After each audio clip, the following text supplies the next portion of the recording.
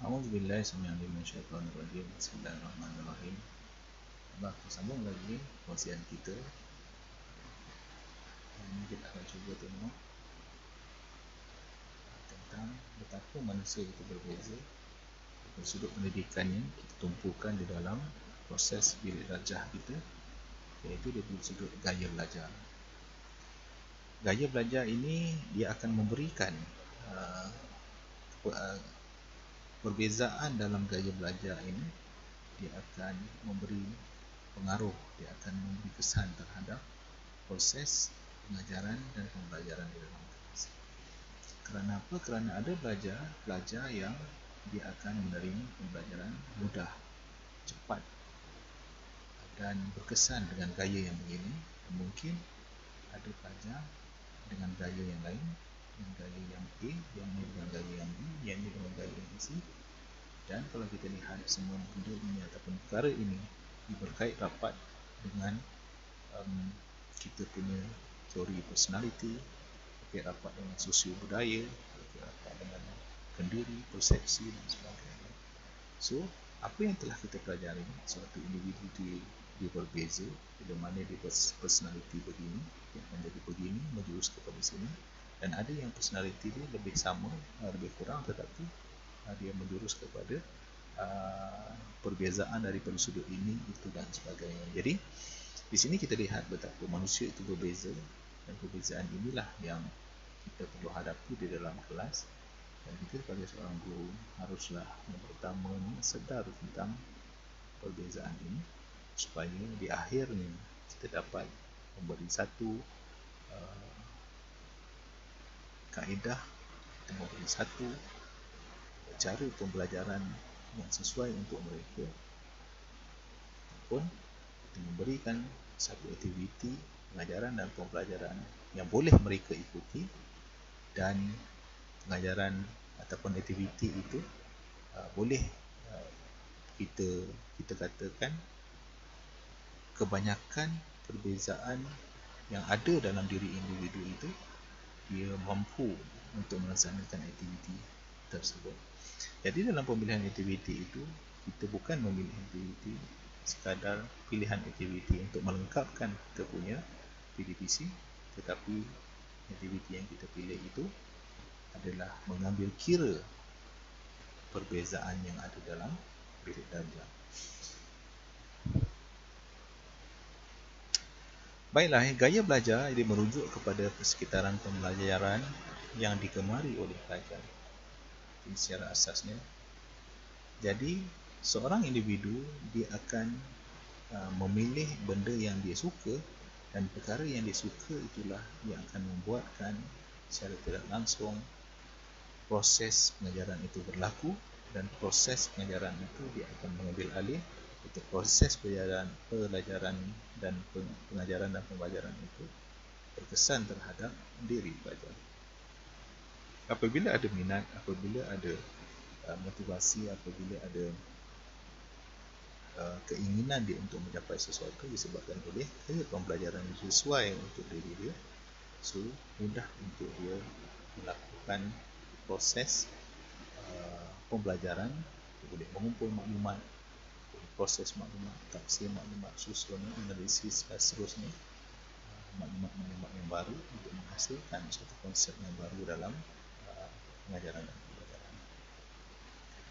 Gaya pembelajaran adalah satu corak ataupun style seseorang itu belajar. Jadi setiap seorang itu dia ada style, dia ada cara belajar yang berbeza, di mana bila kita sebut belajar, dia ada input, dia ada proses, dan dia ada output. Jadinya setiap orang input yang diterima juga berbeza. Ada pelajar, ada manusia yang input yang berkesan untuk dia adalah dari sudut pandangan, ada yang input daripada sudut pendengaran, ada yang input daripada sudut rasa.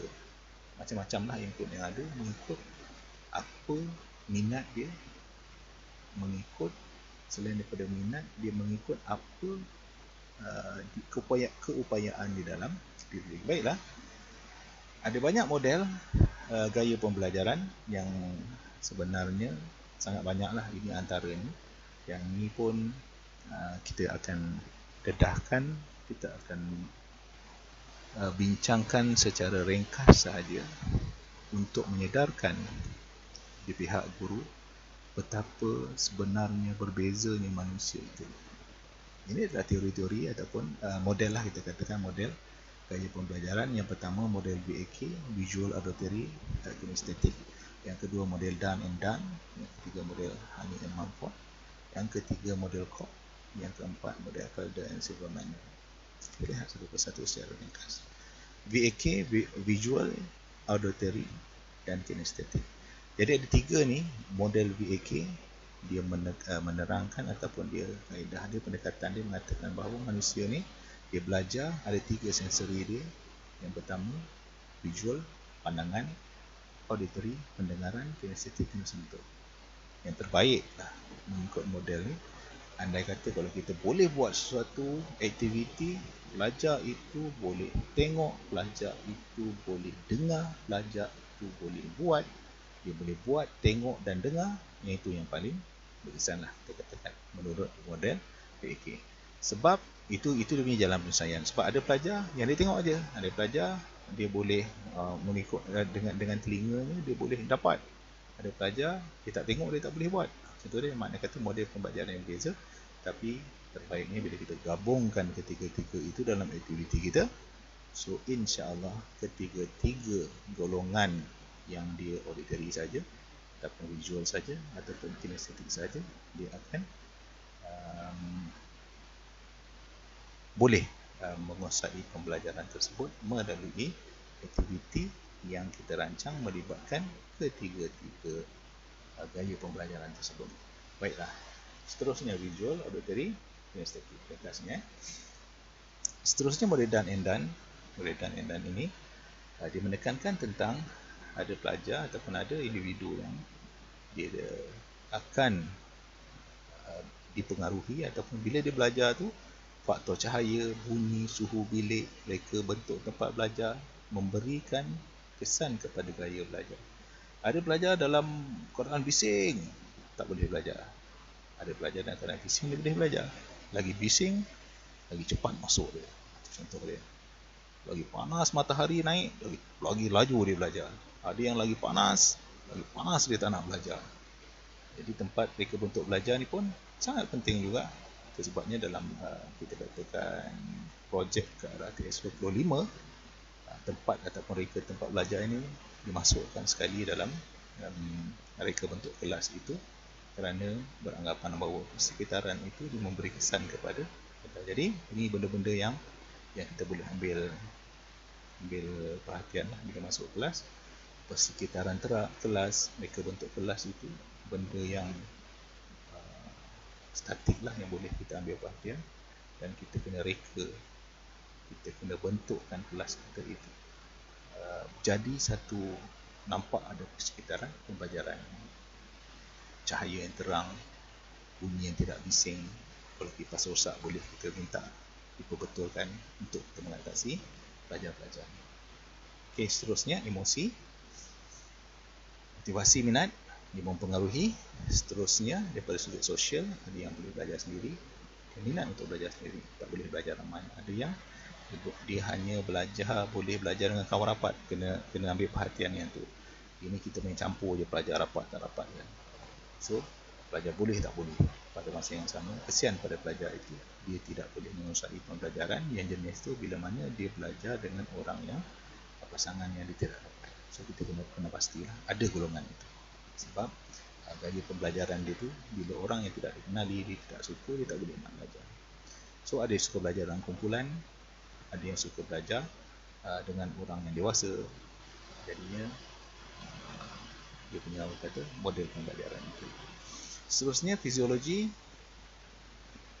Dari sudut fiziologi, persepsi, kita katakan tadi itulah VAK. Kemudian makan, ada yang bila lapar tak boleh terlalu kenyang dan sebagainya lah. Kemudian ada yang pula faktor pemakanan tu, kalau di makanan yang bagus, dia akan dapat satu nutrisi yang bagus dan dia akan baguslah dalam pelajaran, cukup dia intuisi dia dari sudut fiziologi yang mempengaruhi gaya pembelajaran. Ada yang waktu belajar, kalau kita lihat dari fiziologinya, ada yang suka waktu pagi, waktu subuh dan sebagainya lah, waktu yang ditenang. Seterusnya di penduduk psikologi, kita telah pelajari di penduduk psikologi ini, tetapi di sini dia memberi kesan kepada gaya pembelajaran itu ada yang dia bersifat pemikiran analitik. Bila dalam kawan-kawan kita ni, dia akan dengar betul-betul, dia akan tanya analitik satu di gaya begitu. Ada yang dia gerak hati, intuition, gerak hati dia. Jadinya pelajar yang gerak hati ni tinggilah orang kata ilmu dia, tapi betul kadang-kadang apa yang gerakan hati dia dalam pembelajaran tu, dalam hati dia tu dia boleh, lepas ni akan jadi macam ni, lepas ni akan jadi macam ni. Jadi dia belajar tu dengan jiwa, dengan hati dia. Ada yang belajar reflektif, dia tengok sesuatu pembelajaran, dia nak ending dia je, lepas tu dia akan buat kesimpulan. Ada yang jenis begitu, banyak dia tunggu, dia buat kesimpulan. Itu yang reflektif. Ada yang gaya pembelajarannya berdasarkan kepada otak kanan dan otak kiri. Baiklah, seterusnya model Hani and Mumford nak mengatakan betapa banyaknya model-model belajar ni, dan betapa banyaknya kalau kita lihat kawan-kawan kita, adik-beradik kita sekeliling ini, mereka mempunyai gaya belajar yang berbeza, nak menyedarkan kita tentang perbezaan individu. Ada 4 kumpulan. Yang pertama, aktivis. Dia aktif dalam pembelajaran, agresif dia belajar. Agresif betul dia belajar. Kat dalam kawan-kawan kita ni ada yang agresif, dia rupa dia belajar. Ada yang bersifat reflektif, dia tunggu, dia perhati, dia fikir, akhirnya dia akan buat refleksi. Tapi dia dapat semua tu, dia buat refleksi. Orang aktivis ni dia bergerak je. Orang teoris ni pula, dia berpegang kepada prinsip. Ini salah prinsip ni. Mungkin orang reflektif kata, itu prinsip, tapi akhirnya dia begini. Contohnya tu. Seterusnya yang pragmatis, bersifat praktikal. Dia nakkan benda itu benda yang realiti, hukum yang realiti, baru dia boleh berfikir. Kalau yang kata-kata ni dia tak lepas. Itu contohnya lah. Seterusnya model COP, kita lihat ada 4: akomodator, converger, diverger dengan assimilator. Yang ni boleh tengok di sini lah. Sama juga, yang ni istilah yang berbeza, aktif, kreatif. Yang ni dia boleh menjana idea daripada sudut yang berbeza. Yang ini dia berkaitan untuk mencipta model berasaskan teori. Ada antara orang kita yang boleh berfikir secara abstrak. Alright, seterusnya converger, dia gemar untuk menyatukan teori dan praktis. Dia boleh campur-campurkan. Ada yang kawan boleh tengok, kau ni agak-agak lah katakan, yang ini yang biasanya yang tak lepas ni, bila mana dia ni yang bersifat praktis lah, kena ikut apa hukumnya sepatutnya. Baiklah, seterusnya kita tengok model gaya pembelajaran Felder and Siegelman 1988. Yang ini dibagikan kepada 8. Ada 4 daripada 8 dia punya gaya pembelajaran dia. Dari sudut pemprosesan, persepsi, input dan pemahaman. Pemprosesan sebagai aktif, orang yang aktif belajar.